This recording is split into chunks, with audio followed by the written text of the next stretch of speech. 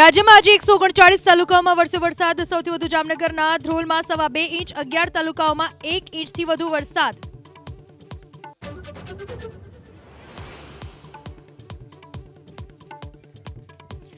વરસાદે ફરી ખોલી રાજકોટ મહાનગરપાલિકાની પોલ. 150 ફૂટ રિંગ રોડ, નાના મવા સર્કલ સહિતના વિસ્તારોમાં ભરાયા પાણી. વાહન ચાલકો પરેશાન.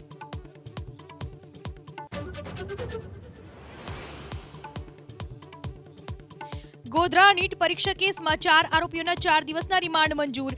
સીબીઆઈ કરશે તમામ આરોપીઓની સઘન પૂછપરછ.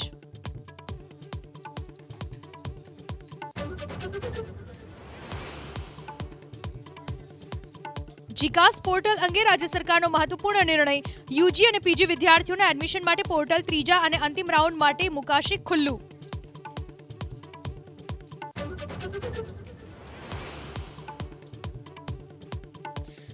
સુરતના અડાજણ વિસ્તારમાં સ્કૂલ રિક્ષાનો અકસ્માત. 4 વિદ્યાર્થીઓને ગંભીર અને 4ને સામાન્ય ઈજા. ઘાયલ બાળકો હોસ્પિટલમાં સારવાર હેઠળ.